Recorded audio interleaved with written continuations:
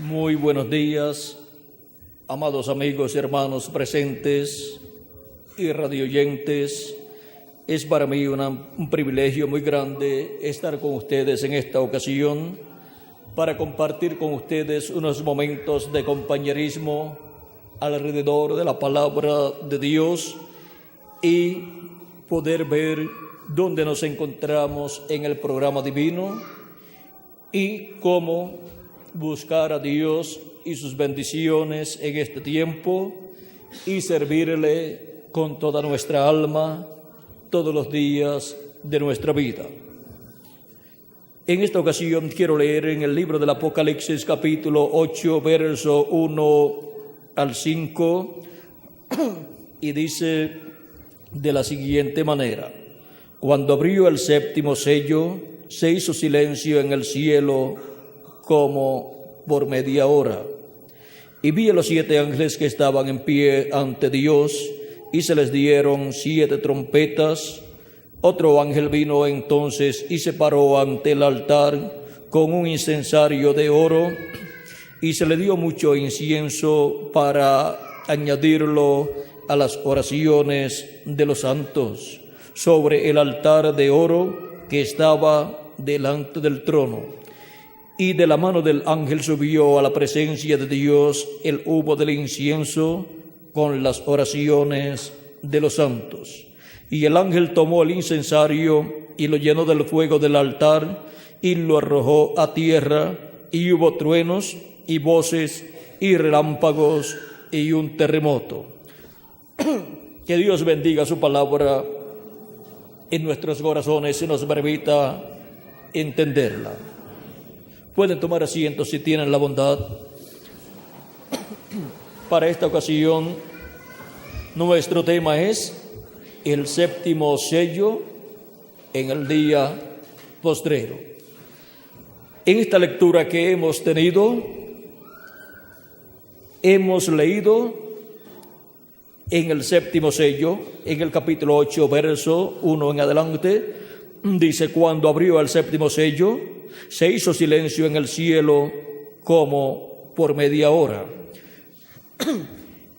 Esta apertura del séptimo sello en el cielo es tan importante que este es el misterio que ha estado en la mente de Dios desde antes de la fundación del mundo, del cual Cristo dijo en San Mateo 24 y también Lucas capítulo 21 y otros lugares, que ni los ángeles sabían cuándo sería el día y la hora de la venida del Hijo del Hombre. O sea, está hablando aquí de la segunda venida de Cristo. Este es el misterio más grande de todos los misterios de la Biblia. Este es el misterio que estuvo guardado en la mente de Dios desde antes de la fundación del mundo, desde el momento en que Dios pensó en la segunda venida de Cristo, en la venida del Hijo del Hombre para el día postrero, siendo un pensamiento en la mente de Dios oculto, el cual no fue revelado a nadie en edades y dispensaciones pasadas, sino que solamente Dios le habló a los profetas del Antiguo Testamento y del Nuevo Testamento proféticamente lo relacionado a la segunda venida de Cristo.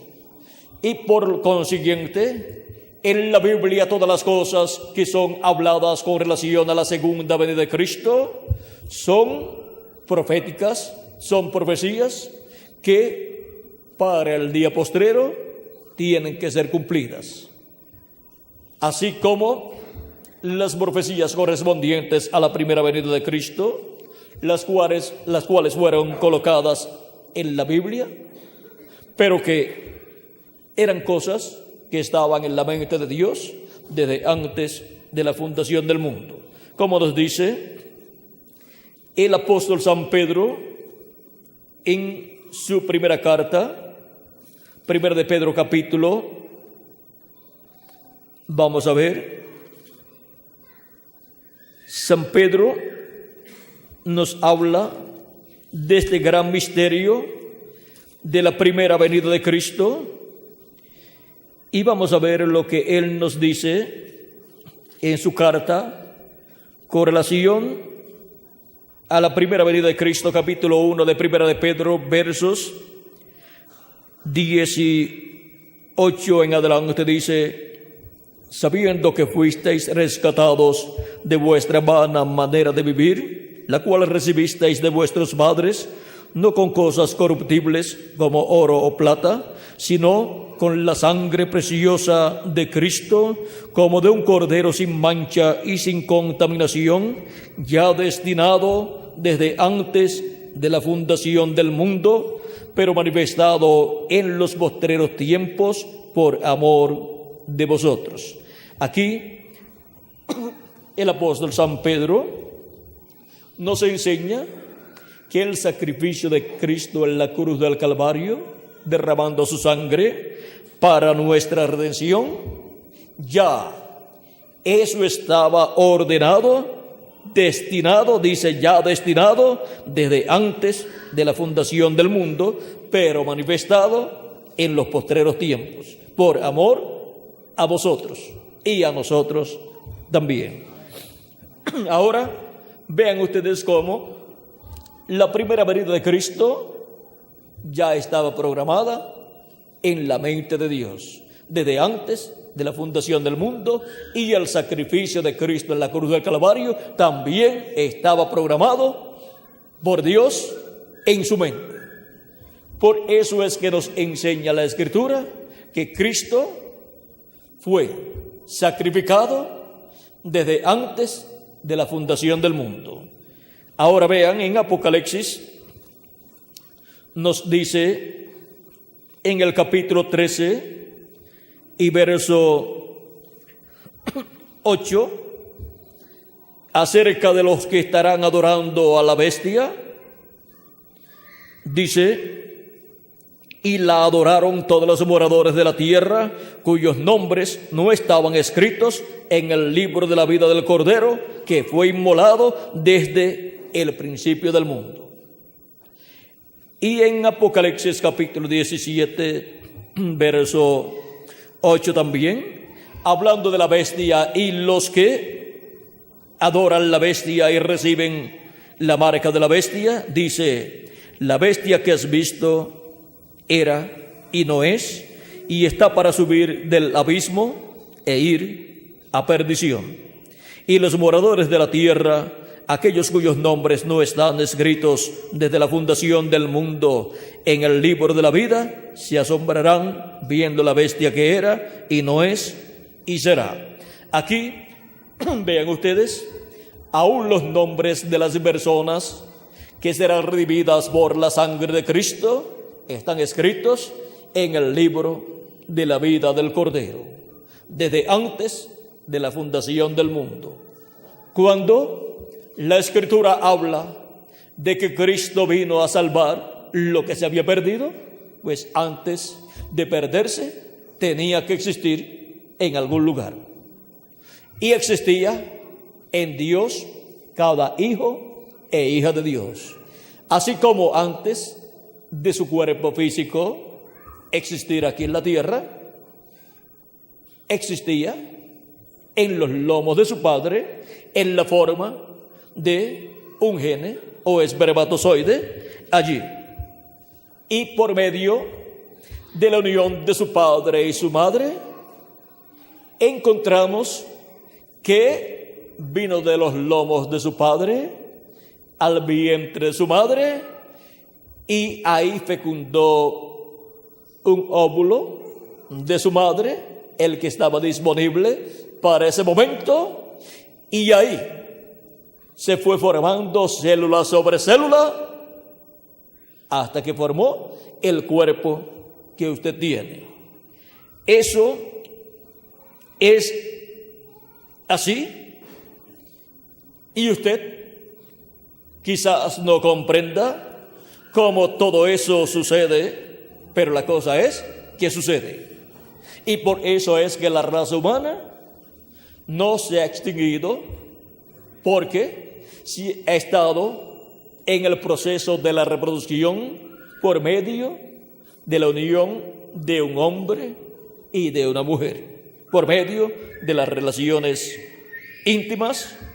Pero vean ustedes, encontramos que siendo que los hijos están en sus padres, encontramos que los hijos de Dios, ¿dónde estaban? Pues en Dios, nuestro Padre Celestial. ¿Vieron lo sencillo que es? Ahora, para que tengan un cuadro más claro, cuando el apóstol San Pablo nos habla acerca de Melquisedec, nos dice que se encontró Melquisedec con Abraham. Cuando Abraham regresaba de la victoria obtenida sobre unos reyes que habían entrado a Sodoma y Gomorra y habían tomado cautivos a las personas de Sodoma y se habían llevado entre ellos a Lot y su familia, los cuales eran familia de Abraham, porque Lot era el sobrino de Abraham. Lot tenía una posición muy importante allí en Sodoma, pues los de Sodoma dijeron, cuando los ángeles llegaron a la destrucción de Sodoma y Gomorra, le dijeron que se había levantado Lot allí en medio de ellos como juez entre ellos, o sea que tenía una posición muy importante y estaba a la puerta de la ciudad. Por lo tanto, la posición de Lot allí era algo así como el alcalde o el gobernador, pero el pueblo era un pueblo que no servía a Dios. El único allí era Lot y su familia, por lo cual, cuando fue Dios a destruir a Sodoma y Gomorra, Abraham intercedió por Lot y Dios tuvo misericordia de Lot y su familia y los sacó, les ordenó salir de Sodoma antes de la destrucción de Sodoma y de Gomorra. Ahora, antes de ese día, Dios, el cual apareció en el día antes a Abraham como Elohim y comió con Abraham, y estaban allí también los dos arcángeles de Dios, que son Gabriel y Miguel, estaban en forma visible, ellos con Dios, el cual estaba en forma visible en su cuerpo teofánico, el cual se materializó frente a Abraham, y también se materializaron Gabriel y Miguel, y comieron con Abraham. Pero en otra ocasión anterior le había aparecido Melquisedec a Abraham, y dice San Pablo en el capítulo 7 de Hebreos de la siguiente manera: porque este Melquisedec, rey de Salem, sacerdote del Dios Altísimo, porque Melquisedec es el sacerdote del Dios Altísimo del templo que está en el cielo. Así como el sumo sacerdote, Aarón, y los demás sumos sacerdotes eran sumos sacerdotes del templo que construyó Moisés, o tabernáculo que construyó Moisés, y también del templo que construyó Salomón, y demás templos que fueron construidos en Jerusalén en reconstrucción del templo anterior. Y ahora Melquisedec no es sacerdote de un templo terrenal, sino del templo celestial que está en el cielo, el cual es el templo de Dios. Por eso fue que Dios, cuando le dio a Moisés la orden, la comisión de construir un tabernáculo, un templo, le mostró un modelo y le dijo: conforme al modelo que te fue mostrado, haz el templo. Ese modelo es el modelo o plano del templo que está en el cielo. Por eso el tabernáculo que construyó Moisés tenía atrio, lugar santo y lugar santísimo. Y todo el contenido de ese templo, incluyendo el templo y sus cosas dentro del templo representan las cosas que están en el templo que está en el cielo, y el tabernáculo representa el templo que está en el cielo. Y ahora Melquisedec es sumo sacerdote del templo que está en el cielo, y él es el rey de la Jerusalén celestial, y también él estará como rey en la Jerusalén terrenal, en el glorioso reino milenial de Jesucristo.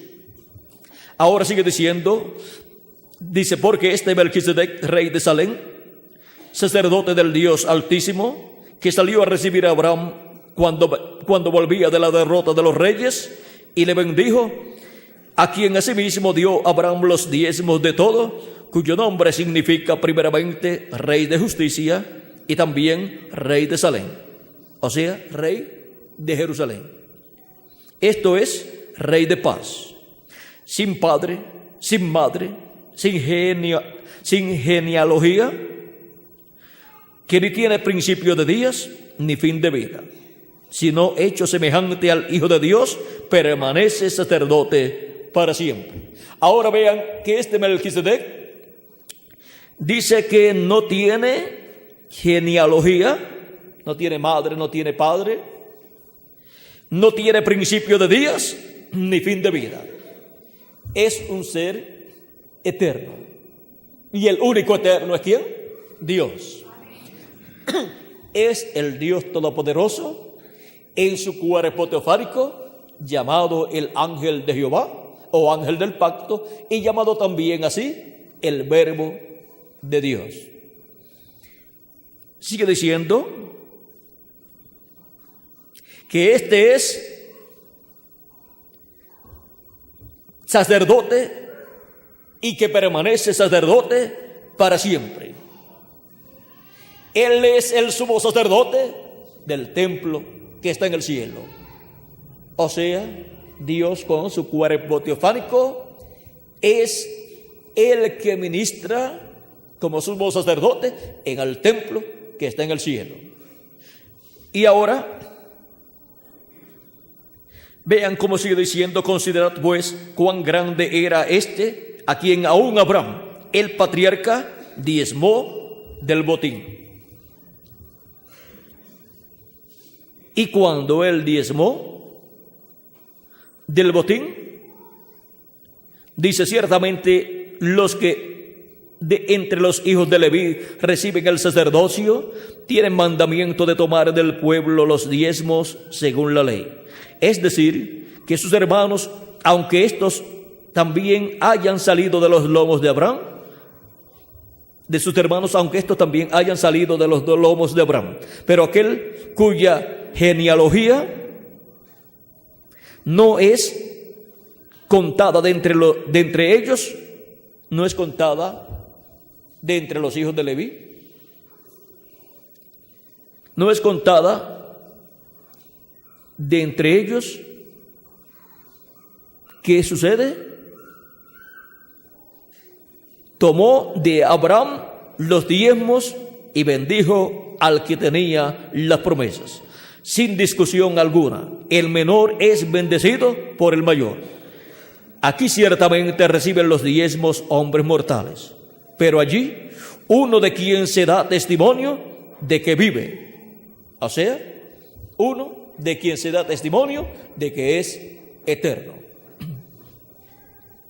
Y por así decirlo, en Abraham pagó el diezmo también Leví, que recibe los diezmos, porque aún estaba en los lomos de su padre cuando Melquisedec le salió al encuentro.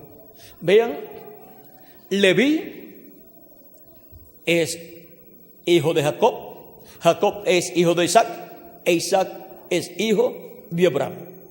O sea que Leví es el bisnieto de Abraham, porque Abraham es el padre de Isaac y Abraham es el abuelo de Jacob, que fue hijo de Isaac, y Abraham es el bisabuelo de Leví, que fue hijo de Jacob.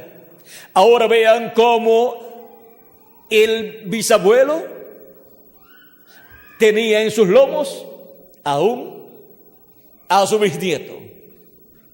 En Abraham estaba Leví, en Abraham estaban todos los hijos de Jacob, en Abraham estaba Jacob, en Abraham estaba Isaac. ¿Por qué? Porque estaban en los lomos del padre de la fe. Y ahora vean cómo Leví diezmó a Melquisedec cuando Abraham diezmó a Melquisedec, aún sin haber nacido todavía Leví. Y ahora, cuando Jesucristo, nuestro amado Salvador, vino a la tierra en carne humana, nosotros estábamos en Él.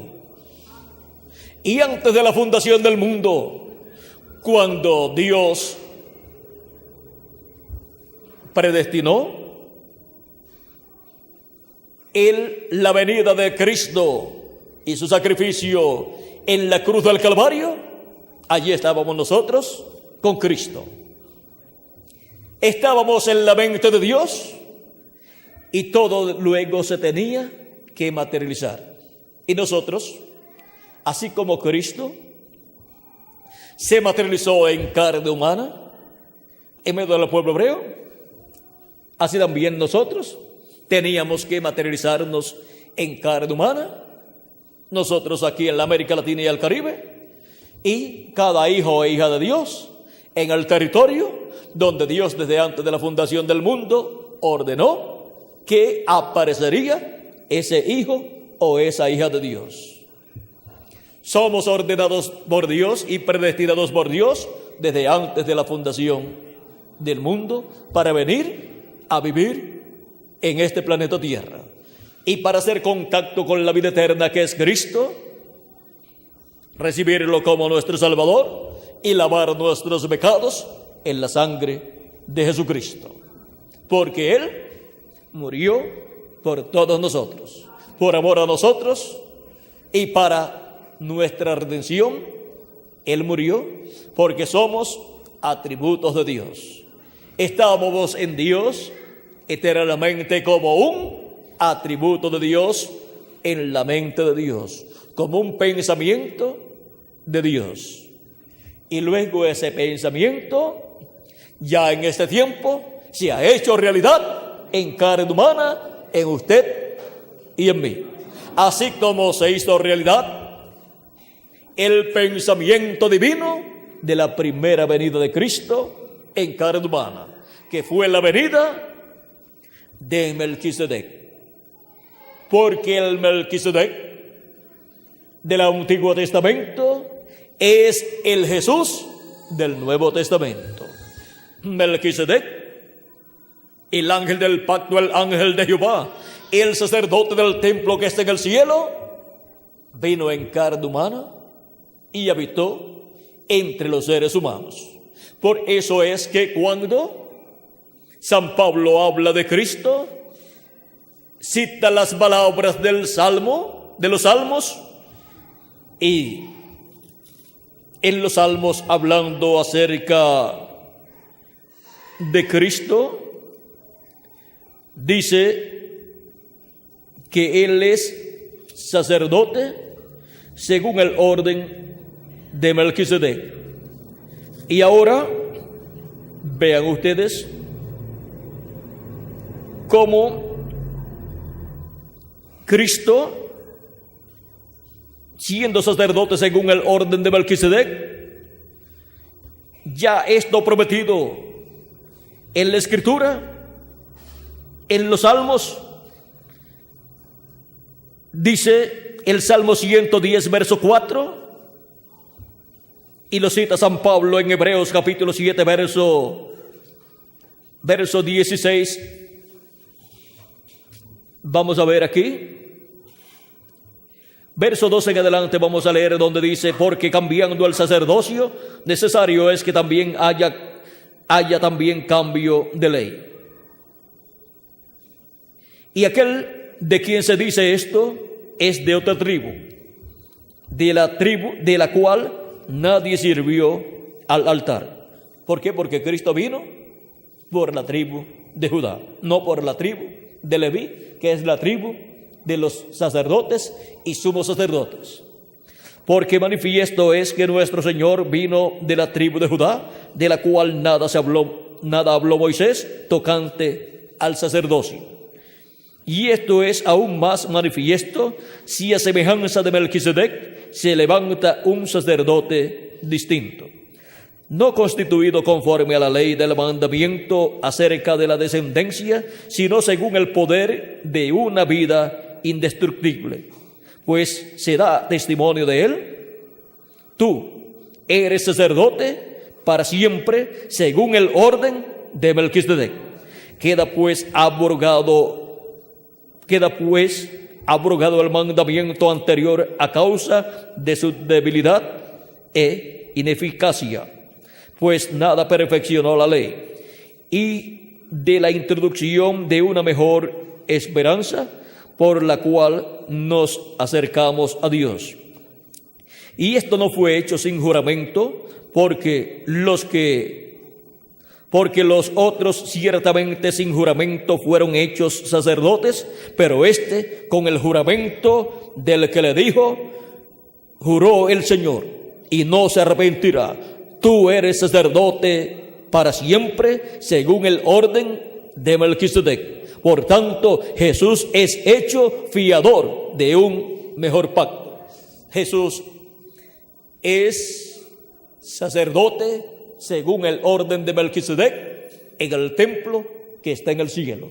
Por eso cuando Cristo murió y resucitó, luego estuvo 40 días aquí en la tierra apareciendo a sus discípulos, y luego ascendió al cielo y se sentó a la diestra de Dios en el templo que está en el cielo, y se colocó en el propiciatorio, que es la silla o asiento de misericordia. Como en el templo, en el lugar santísimo estaba el arca del pacto, y sobre el arca del pacto estaba el propiciatorio, donde el sumo sacerdote cada año entraba y colocaba sangre allí para que el pueblo hebreo obtuviera la misericordia de Dios y las bendiciones de Dios, y obtuviera la reconciliación el pueblo hebreo con Dios cada año. Y ahora Cristo, como sacerdote según el orden de Melquisedec, ascendió al cielo, al templo que está en el cielo, y entró al lugar santísimo del templo que está en el cielo, y llevó su propia sangre y su propio sacrificio dentro. Llevó su propia sangre, entró como sumo sacerdote con su propia sangre, la sangre del Cordero de Dios y de la expiación por el pecado, y la colocó sobre el trono de intercesión, o sea, sobre el propiciatorio, que es el asiento de misericordia en el templo que está en el cielo, en el lugar santísimo, allí en el trono de Dios. Y ha estado haciendo intercesión por cada persona que tiene su nombre escrito en el libro de la vida del Cordero desde antes de la fundación del mundo, para nuestra reconciliación con Dios. Por eso San Pablo decía: reconciliaos hoy con Dios. ¿Por qué? Porque hay un cordero, hay una expiación que fue sacrificada, ofrecida a Dios para nuestra reconciliación con Dios.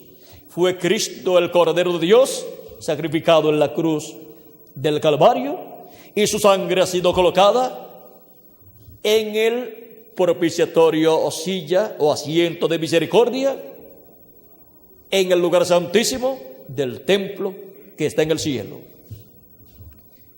Y Él ha estado haciendo intercesión por cada persona que tiene su nombre escrito en el libro de la vida del Cordero, desde que ascendió al cielo hasta este tiempo final, hasta que entre al programa divino y crea en Jesucristo como su Salvador y lave sus pecados en la sangre de Cristo y reciba su Espíritu Santo, el último escogido. Cuando llegue hasta el último de los escogidos, entonces Cristo saldrá del trono de intercesión en el cielo, donde Él es sacerdote según el orden de Melquisedec, porque Él es ese Melquisedec que le apareció a Abraham al cual Abraham pagó los diezmos. Ahora vean quién es nuestro amado Señor Jesucristo. Él es ese Melquisedec. Él es el que dijo: nadie me quita la vida, yo la pongo por mí mismo para volverla a tomar.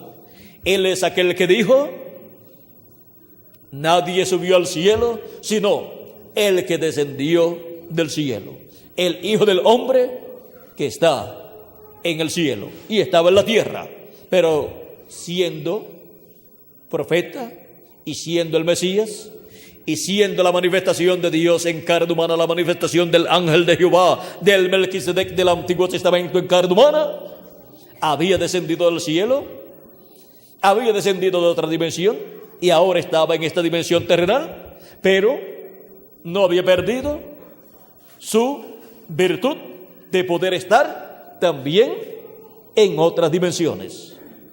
Y por eso estaba también en el cielo.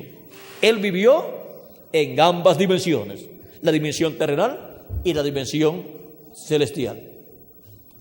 Y ahora, vean ustedes cómo nuestro amado Señor Jesucristo dijo, también hablando acerca de todas estas cosas que son un misterio en la vida de Cristo. Él dijo también: salí de Dios y vuelvo a Dios, salí del Padre y vuelvo al Padre.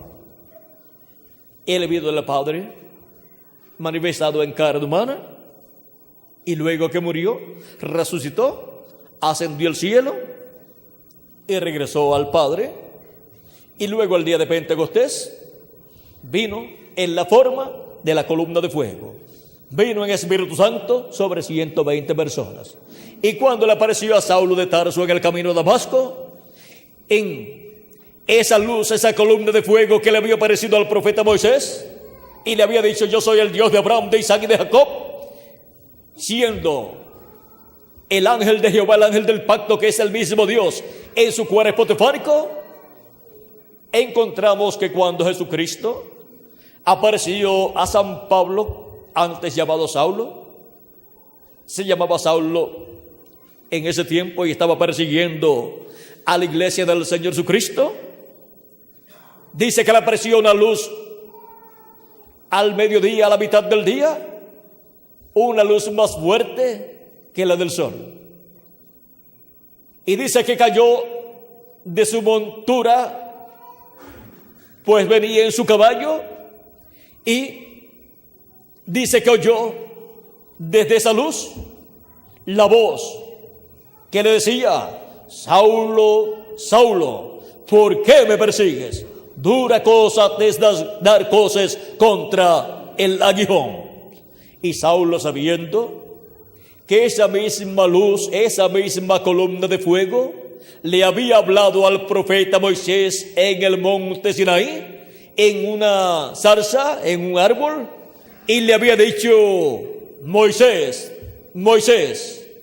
Y Moisés le respondió a Dios: heme aquí.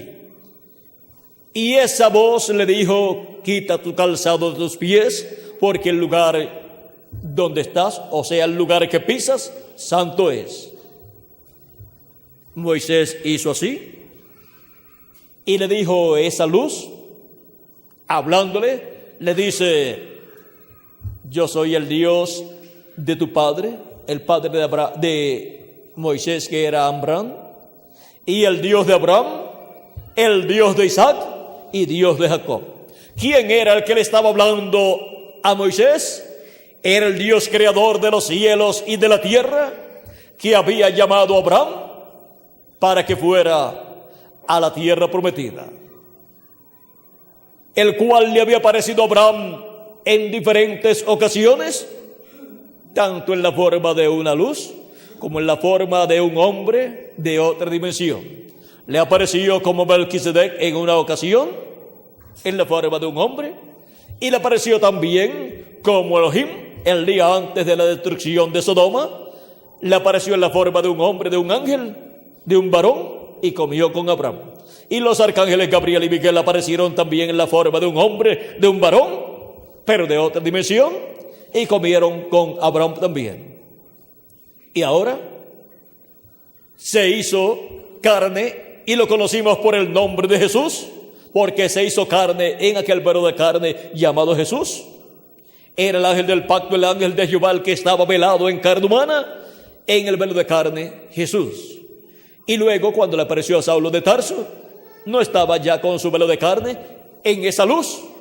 Y le dice a Saulo, cuando Saulo le pregunta: Señor, ¿quién eres? Porque sabía que era el Dios de Abraham, de Isaac y de Jacob el que le estaba hablando. Y ahora le dice que lo está persiguiendo. ¿Cómo puede ser esto? Saulo le dice: ¿quién eres, Señor? Y esa luz le dice: yo soy Jesús, a quien tú persigues.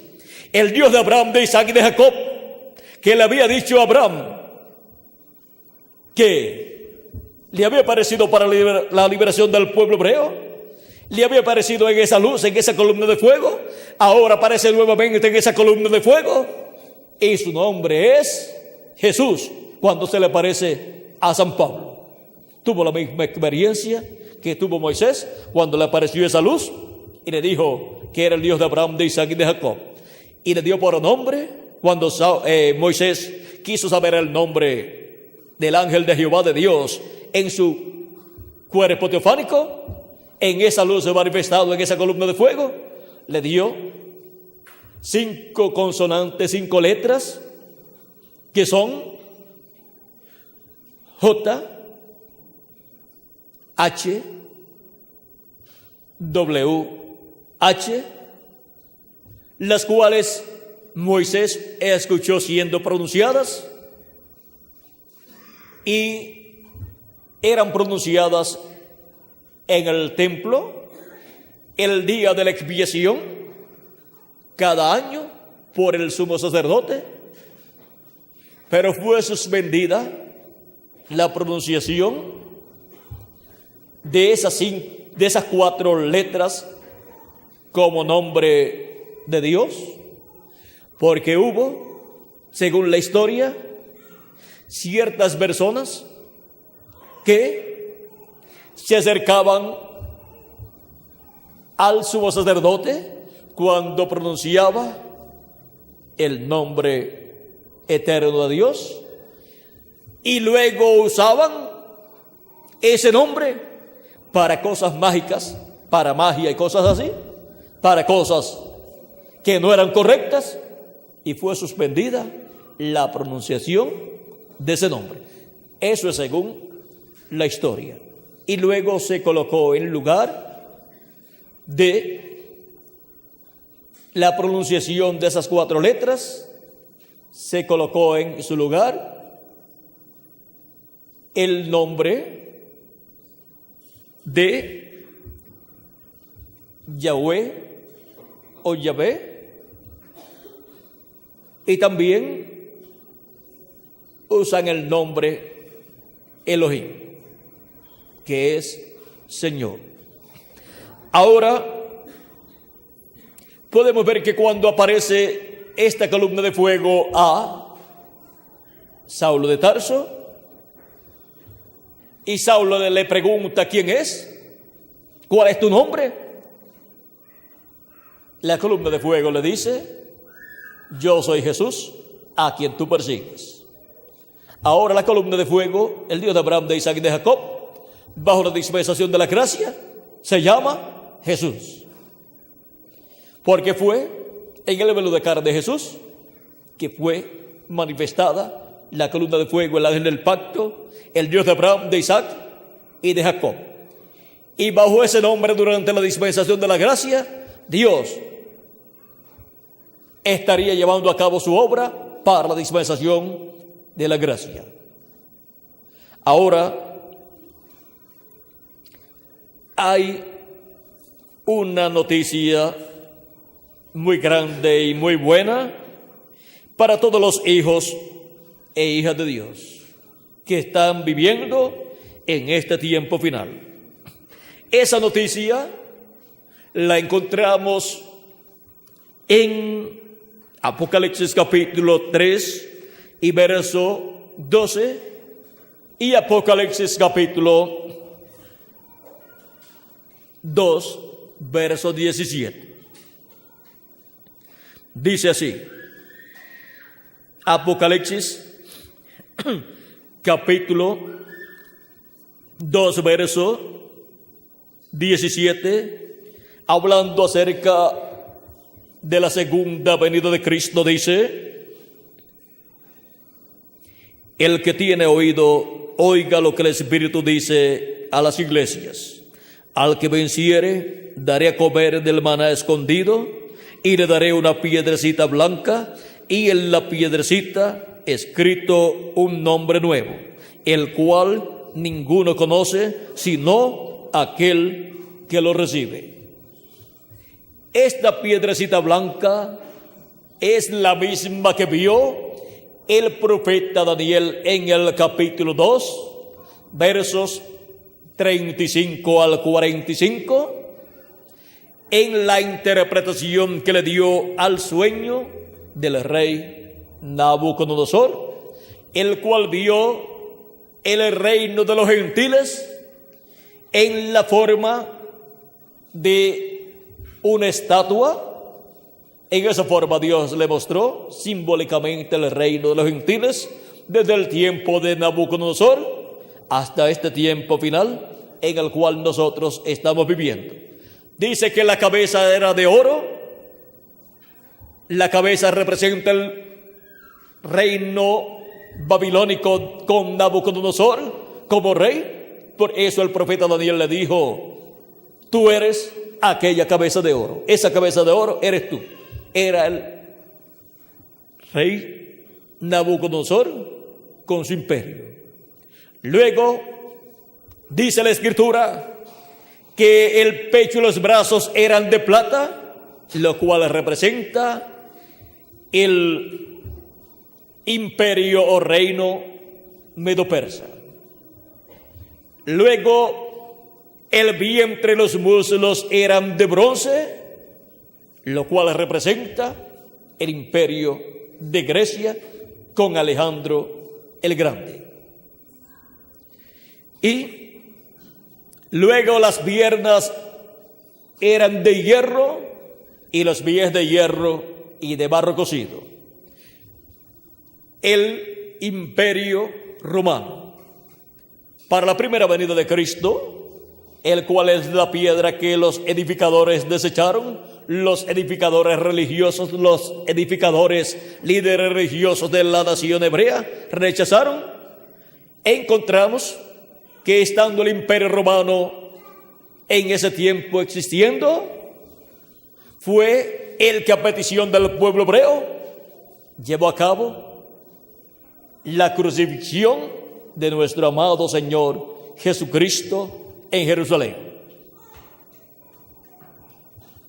La profecía dice que la piedra, que una piedra no cortada de manos, que viene de la montaña, que es cortada de la montaña, herirá a la estatua en los pies de hierro y de barro cocido.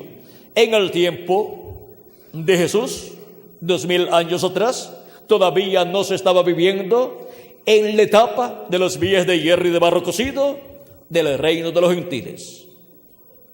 Por eso, el imperio romano, en su cuarta etapa, pudo matar en la cruz del Calvario a Cristo.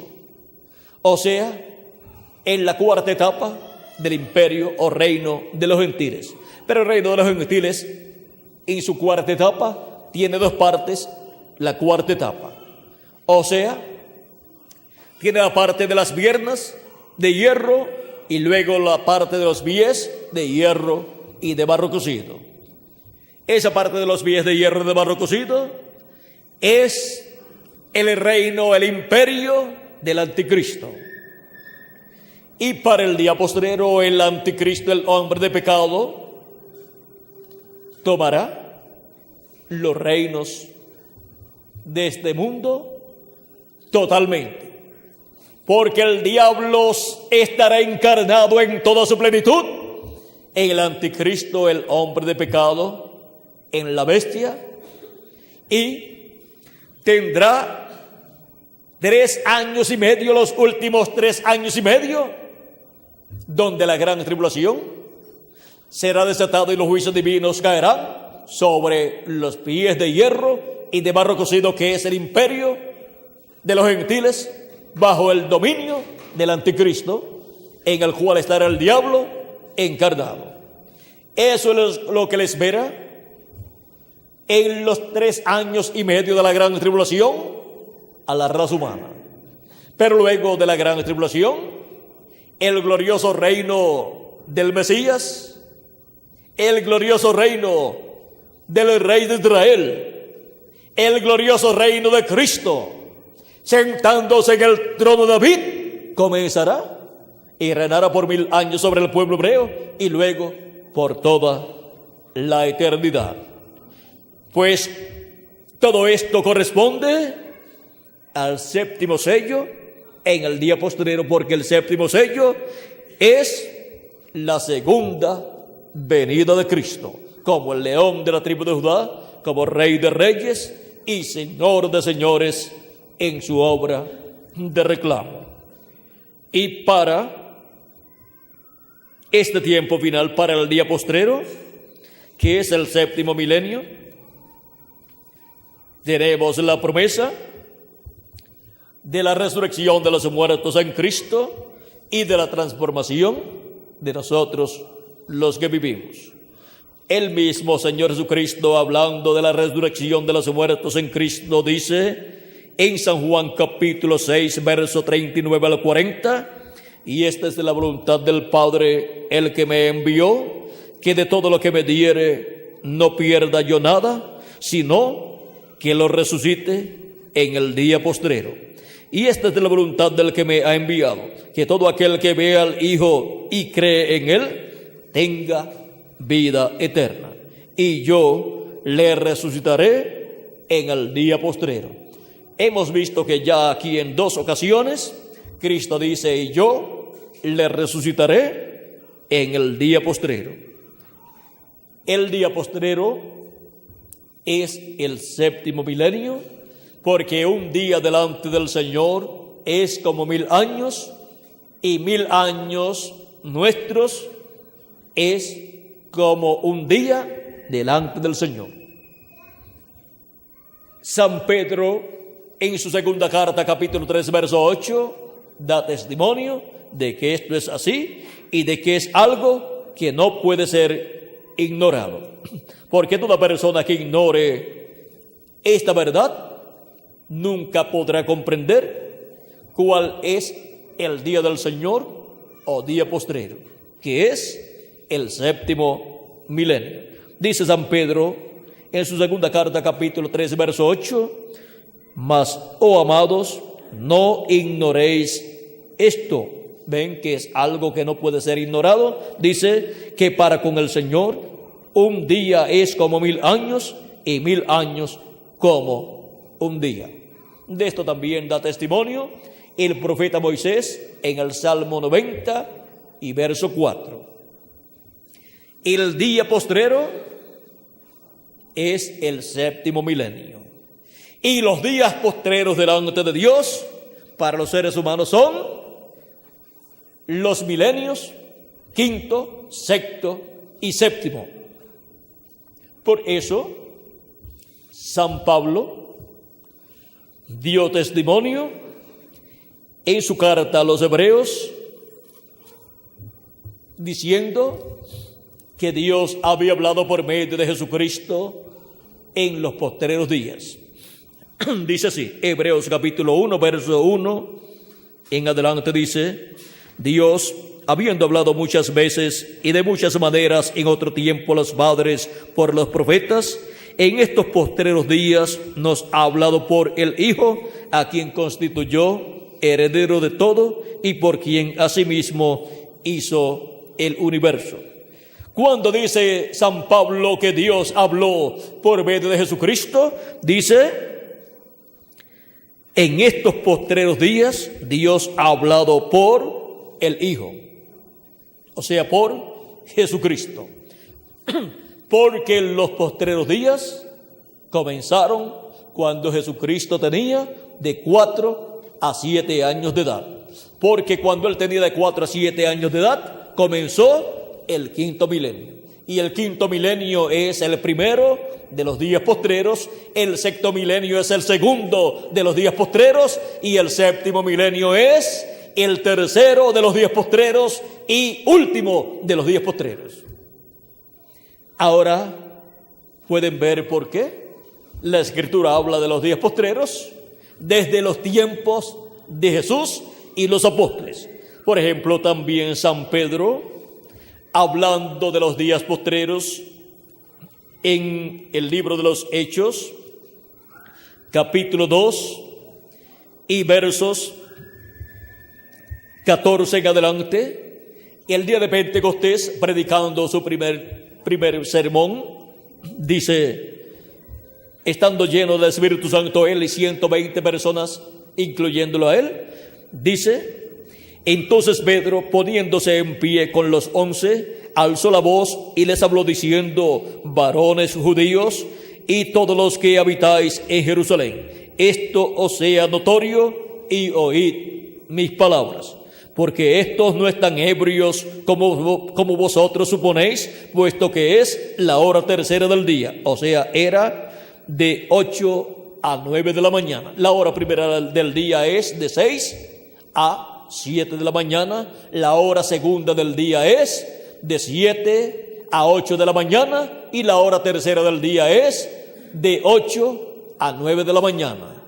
Y esas 3 horas corresponden a la cuarta vigilia, que es la única vigilia que ocurre de día.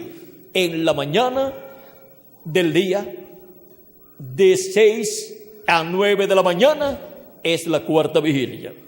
Y ahora dice: mas esto es lo dicho por el profeta Joel.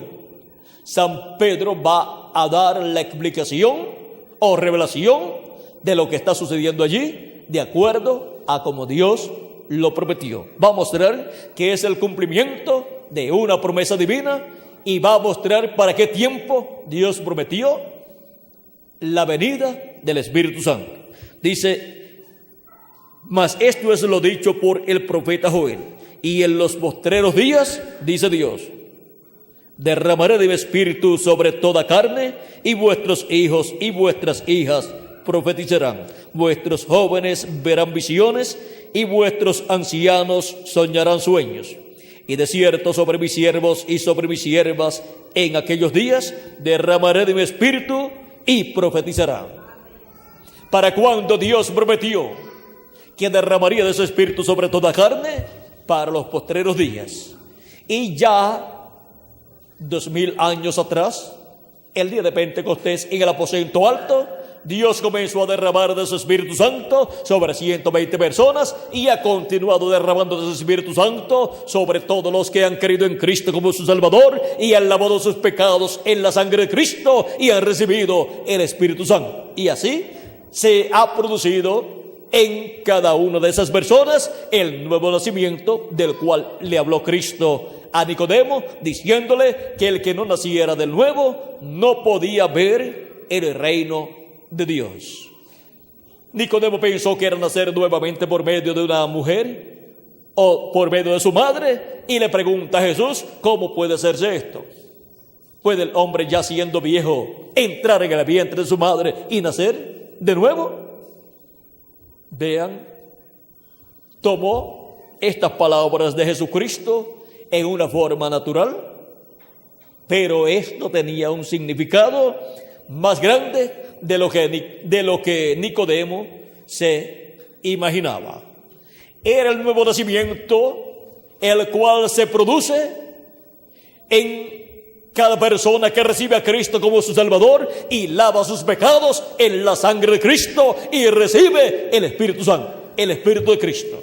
Y así recibe un cuerpo teofánico de la sexta dimensión, un espíritu teofánico de la sexta dimensión. Ahora podemos ver que esas personas que serán llamadas y juntadas de edad en edad, y que recibirán a Cristo como su Salvador al escuchar la predicación del Evangelio y la obra de Cristo en la cruz del Calvario la obra de redención,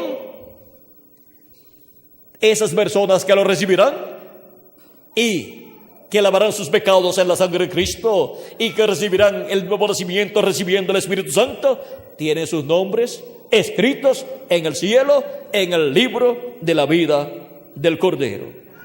San Pablo habla de esas personas que tienen sus nombres escritos en el cielo como los primogénitos de Dios.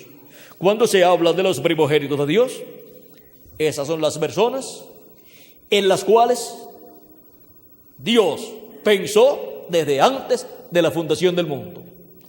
Esos son los atributos de Dios, que son los hijos e hijas de Dios, que serían manifestados en este planeta Tierra en carne humana y recibirán a Cristo como su Salvador para ser redimidos y regresar a la vida eterna con un cuerpo eterno y con un cuerpo teofánico eterno también. Y Cristo tuvo que venir en carne humana, dice, así como los hijos, o por cuanto los hijos participaron de carne y sangre, Él también tuvo que participar de lo mismo. Cristo tuvo que venir en carne humana porque los hijos, vean ustedes, dice, por cuanto los hijos participaron de carne y sangre, Él también participó de lo mismo. Y ahora vean ustedes, todos nosotros en este planeta Tierra estamos con un y por un propósito divino. Eso es muy importante comprenderlo para que así podamos comprender que no estamos aquí viviendo una vida sin sentido. Porque ¿qué sentido tendría la vida si solamente es nacer, crecer, comer, dormir, trabajar y después ponerse uno viejo y morir y después se acabó todo? No tendría sentido para nosotros esa clase de vida. Pero cuando nosotros conocemos el motivo de nuestra existencia y la causa por la cual Jesucristo vino 2000 años atrás en carne humana y murió en la cruz del Calvario para nuestra redención, entonces sí que nuestra vida tiene sentido. El sentido de nuestra vida es el sentido que Dios le ha dado a nuestra vida. Y ahora sí que tiene para nosotros el mismo sentido que tiene para Dios nuestra vida aquí en la tierra. Estamos aquí a causa de ese programa divino que desde antes de la fundación del mundo Dios predestinó en su propia mente, lo concibió en su mente y lo que ha estado haciendo es materializando su programa que Él pensó. Ahora podemos ver cómo para los postreros días Dios hablaría por medio de su Hijo, y ya eso se cumplió 2000 años atrás, al comienzo del quinto milenio, que es el primero de los 3 días postreros delante de Dios, que para los seres humanos son los 3 milenios postreros para la raza humana. Luego encontramos que para los días postreros también Dios derramaría de su Espíritu Santo sobre toda carne, sobre sus siervos y sobre sus hijos también.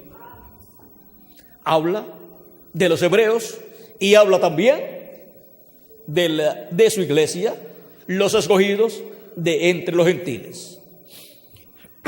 Y ahora vean ustedes cómo por medio de recibir a Cristo como nuestro Salvador y lavar nuestros pecados en la sangre de Cristo y recibir su Espíritu Santo, entramos al cuerpo místico de Cristo, ya sean gentiles o hebreos. Y todas estas cosas son ¿para qué días? Para los días postreros, para el quinto, sexto y séptimo milenio. Para así Cristo formar o crear su iglesia con seres humanos, los cuales tienen la promesa de ser hechos a imagen y semejanza de Jesucristo. Primero obtenemos la imagen por medio de creer en Cristo como nuestro Salvador, lavar nuestros pecados en la sangre de Cristo y recibir su Espíritu Santo, y así recibir un cuerpo teofánico de la sexta dimensión, que es la imagen de Jesucristo, el cual procede del Espíritu de Cristo. Viene a imagen de Cristo, a imagen de ese cuerpo teofánico de la sexta dimensión. Y luego, en el día postrero, en el séptimo milenio, Cristo ha prometido que resucitará a los muertos que cuando estuvieron vivos creyeron en Él, lavaron sus pecados en la sangre de Cristo y recibieron su Espíritu Santo. Y para nosotros los que vivimos, cuando los muertos en Cristo resuciten, nosotros los que vivimos seremos transformados. Los que hayamos creído en Cristo como nuestro Salvador, hayamos lavado nuestros pecados en la sangre de Cristo y hayamos recibido su Espíritu Santo. Y así hayamos recibido el nuevo nacimiento. Y para el día postrero estaremos aquí viendo el séptimo sello en el día postrero, que es la segunda venida de Cristo, para así recibir la fe, para ser transformados y raptados en este día postrero, y los muertos en Cristo ser resucitados en cuerpos eternos. Dijo el precursor de la segunda venida de Cristo en el mensaje Las 10 Vírgenes, encontramos que de ese mensaje fue tomada esta porción que se encuentra en el libro de las citas del reverendo William Branham. Son porciones tomadas de diferentes mensajes y colocadas en este libro de citas, el cual fue escrito por personas creyentes en el precursor de la segunda venida de Cristo. Y dice así, en la página 47 del libro de citas, párrafo o verso 402, dice, hablando acerca de la resurrección de los muertos y de la trompeta final, dice: y nosotros que vivimos, que hayamos quedado hasta la venida del Señor, no evitaremos o impediremos a los que duermen, esos preciosos que sellaron su testimonio con su sangre. No impediremos o estorbaremos a los que duermen, porque sonará la trompeta, algo acontecerá. Ese algo evangélico sonará, el anuncio de su venida. ¿Qué es lo que ese algo evangélico, o sea, el mensaje del evangelio del reino, qué es lo que sonará? ¿Qué es lo que estará revelando? ¿Alrededor de qué girará el mensaje del evangelio del reino? Girará alrededor de su segunda venida. Ese es el mensaje que estará dando a conocer el misterio de la segunda venida de Cristo, como el león de la tribu de Judá, como Rey de Reyes y Señor de Señores, viniendo a su iglesia virgen, a su novia, para llevar a cabo la obra de reclamo y llamar y juntar a sus escogidos con esa trompeta de Dios o gran voz de trompeta, y prepararnos para ser transformados y raptados en este tiempo final. Toda persona que será transformada en este tiempo final, primero tiene que haber creído en Cristo como su Salvador, haberlo recibido como su Salvador y haber lavado sus pecados en la sangre de Cristo y haber recibido su Espíritu Santo y así por consiguiente haber nacido de nuevo y estar en el cuerpo místico del Señor Jesucristo en la edad que corresponde a este tiempo final. Así como los escogidos de las edades pasadas estuvieron en la edad que les tocó vivir. Y ahora, para este tiempo final, los escogidos de Dios estarán viendo y recibiendo la segunda venida de Cristo y estarán escuchando la segunda venida de Cristo siendo predicada por medio de la gran voz de trompeta final, que es el mensaje del Evangelio del Reino siendo predicado y revelando el misterio de su segunda venida. Ese es el misterio del séptimo sello en el día postrero, siendo revelado a la iglesia del Señor Jesucristo para, con ese mensaje del séptimo sello, ese mensaje de la segunda venida de Cristo, ser llamado todo escogido de Dios y ser colocado en el cuerpo místico de Cristo en la edad de la piedra angular y ser preparado para ser transformado y raptado en este día postrero. Hemos visto que la trompeta final, la gran voz de trompeta sonará y los muertos en Cristo resucitarán primero, dice San Pablo en 1 Corintios capítulo 15 versos 49 al 55 y 1 Tesalonicenses capítulo 4 verso 12 al 17. Porque esta gran voz de trompeta final, es la voz del ser que más amamos nosotros. En Apocalipsis capítulo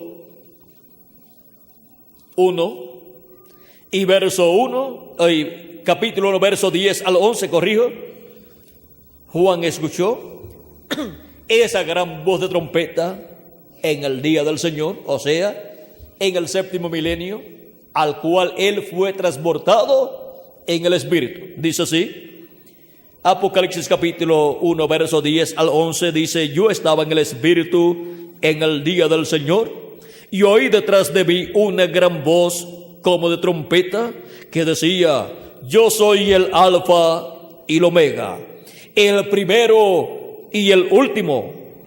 Ahora, ¿quién es el Alfa y Omega? ¿Quién es el primero y el último? Pues nuestro amado Señor Jesucristo.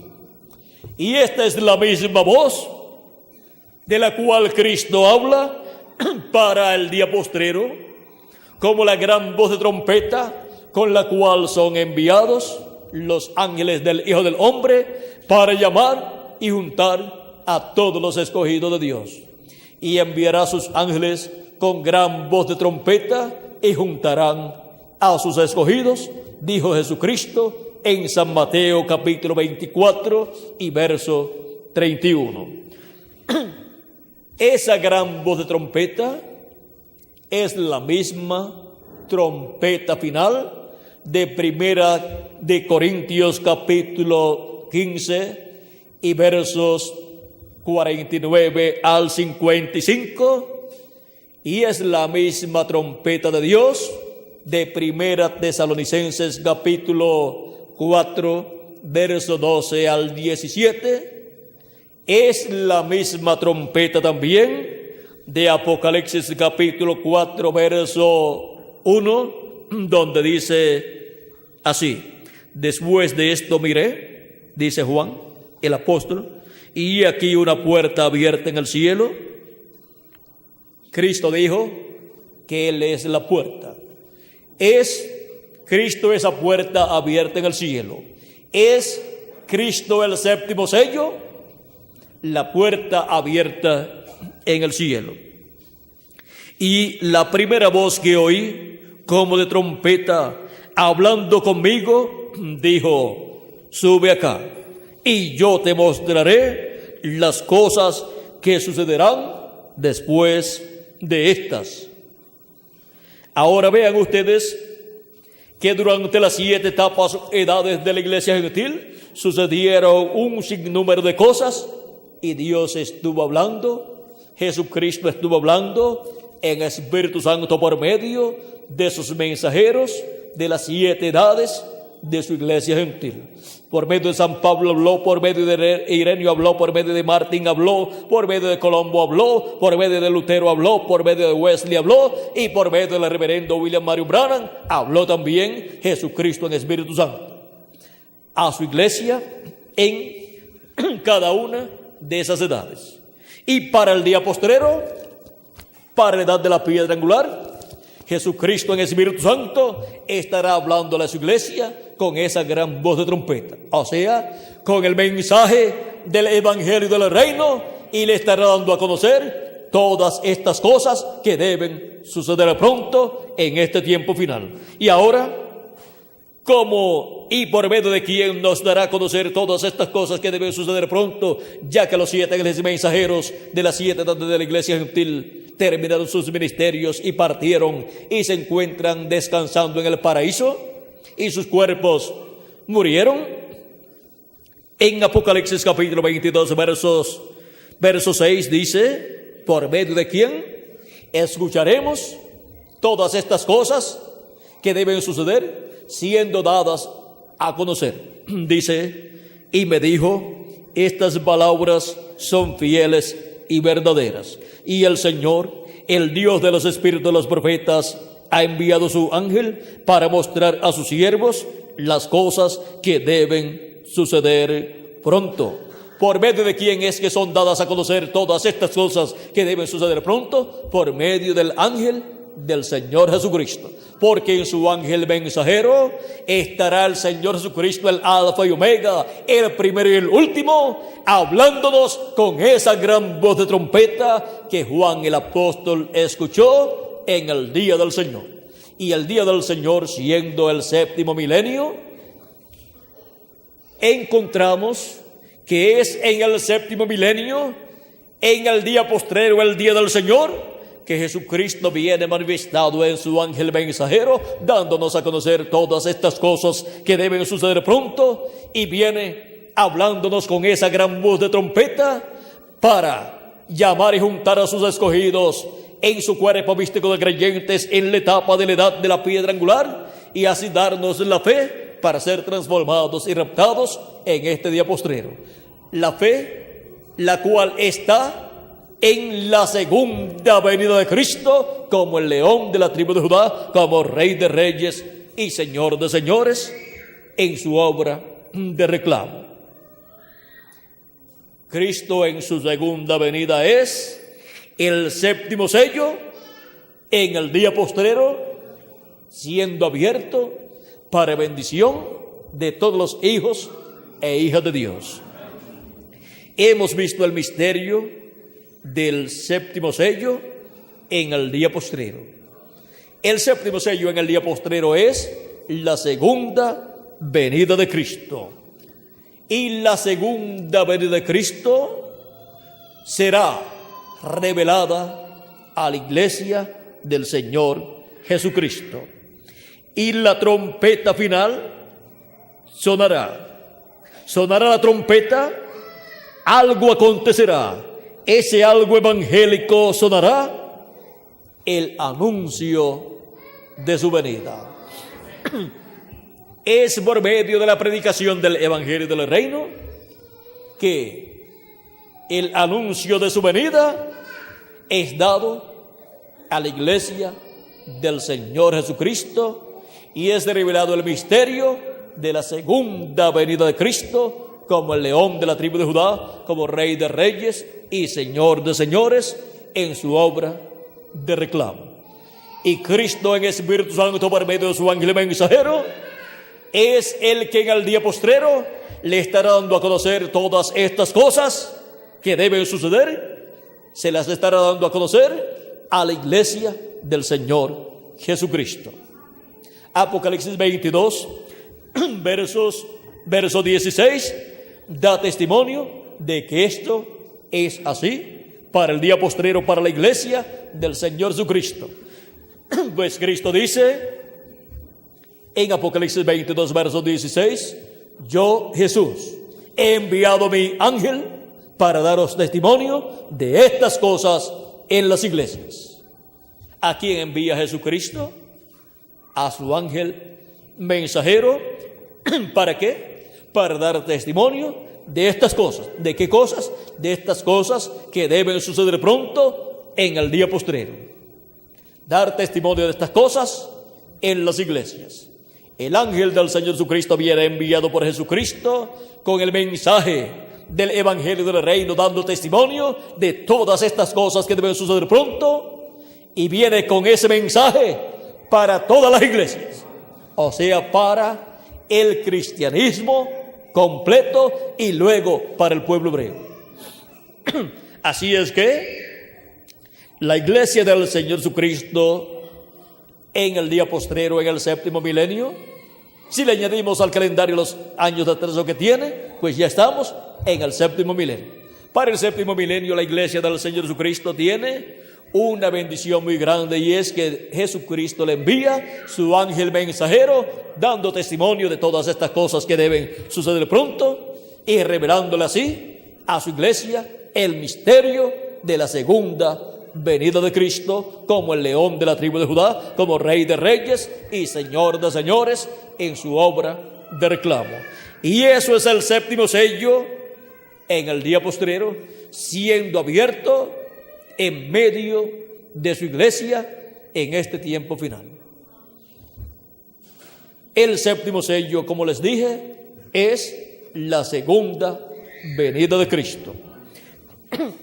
Y ese es el misterio que para el día postrero sería revelado a la iglesia del Señor Jesucristo. Ese es el misterio del séptimo sello en el día postrero. El séptimo sello en el día postrero. ¿Y quiénes serían los que verían el séptimo sello en el día postrero abierto y lo entenderían? Porque escucharían la voz de Cristo por medio de su ángel, dando testimonio de estas cosas que deben suceder pronto en este día postrero. Aquí estamos en Colombia y en toda la América Latina y el Caribe, escuchando la gran voz de trompeta, escuchando la voz de Cristo en este día postrero y recibiendo el conocimiento de todas estas cosas que deben suceder pronto, y recibiendo el conocimiento del séptimo sello en el día postrero. Ha sido para mí un privilegio muy grande, amados amigos y hermanos presentes y radioyentes, estar con ustedes dándoles testimonio del séptimo sello en el día postrero, o sea, de la segunda venida de Cristo en el día postrero y para el día postrero, y todas las cosas que estarán siendo manifestadas en la segunda venida de Cristo en el día postrero, o sea, en el séptimo milenio. Que las bendiciones de Jesucristo, el ángel del pacto, sean sobre cada uno de ustedes y sobre mí también, y pronto Dios complete el número de sus escogidos y los muertos en Cristo sean resucitados en cuerpos eternos, y nosotros los que vivimos seamos transformados.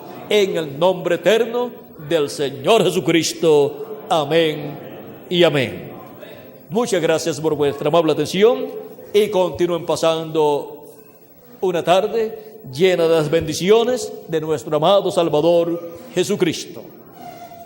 Que las bendiciones de Jesucristo, el ángel del pacto, sean sobre cada uno de ustedes y sobre mí también. Dios les bendiga y les guarde, y con nosotros el reverendo Jesús Barroyeta.